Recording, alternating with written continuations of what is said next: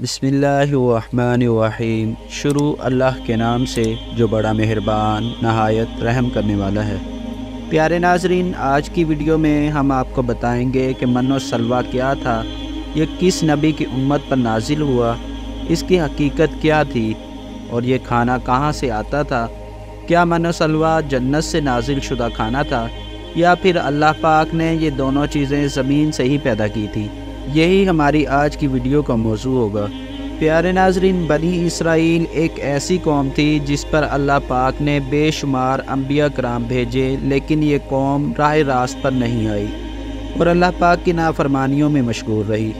جب فرعون دریائے نیل میں غرق ہو گیا تو تمام بنی اسرائیل مسلمان ہو گئے، اور جب حضرت موسیٰ علیہ السلام کو اطمینان نصیب ہو گیا تو اللہ تعالیٰ کا حکم ہوا کہ آپ بنی اسرائیل کو لے کر بیت المقدس میں داخل ہو جائیں۔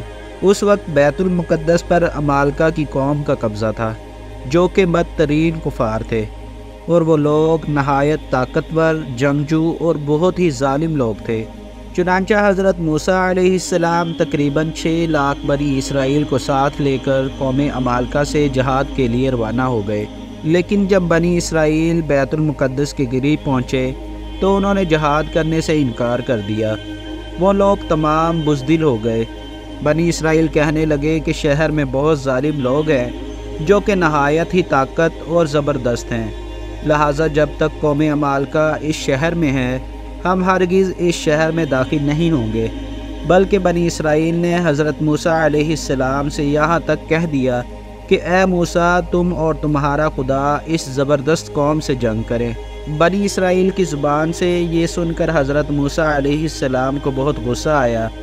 آپ علیہ السلام نے اللہ پاک سے یہ دعا کی، جس کا ذکر قرآن کریم کے سورہ مائدہ کی آیت نمبر 25 میں اس طرح ارشاد ہے کہ موسیٰ نے کہا، اے میرے رب، میرے اختیار میں تو سوائے میری جان اور میرے بھائی کے اور کوئی نہیں، سو ہمارے درمیان، اس نافرمان قوم کے درمیان جدائی ڈال دے۔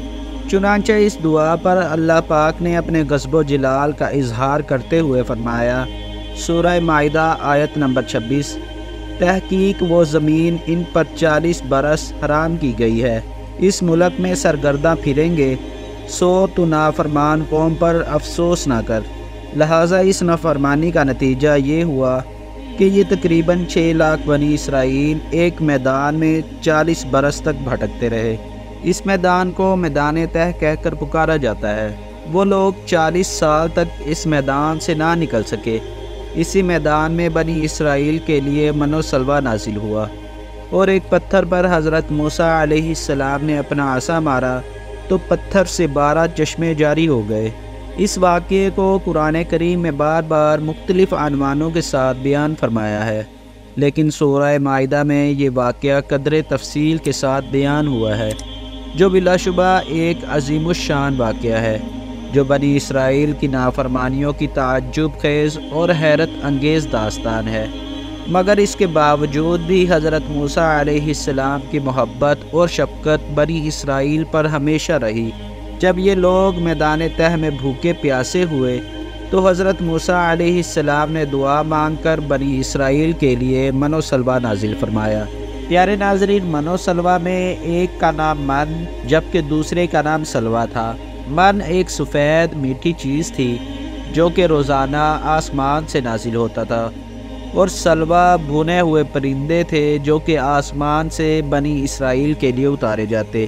اللہ پاک نے بنی اسرائیل پر بے شمار انعامات کی برسات بھی فرمائی۔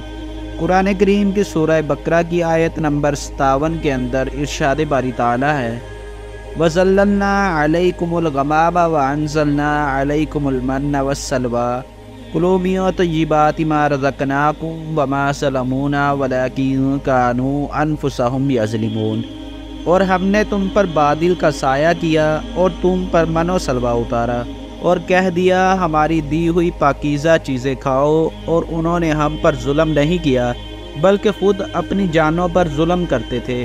حضرت موسیٰ علیہ السلام نے بنی اسرائیل کو حکم دیا تھا کہ تم لوگ روزانہ یہ کھانا کھا لیا کرو، اور کل کے لیے اسے ہرگز بچا کے نہ رکھنا، یعنی کہ اس کھانے کو کل کے لیے ذخیرہ مت کرنا، لیکن بنی اسرائیل کے بعض ضعیف لوگوں کو اس بات کا ڈر لگنے لگا کہ اگر کسی دن من و سلوہ نہ اترا تو ہم لوگ اس چٹیل میدان میں بھوکے مر جائیں گے۔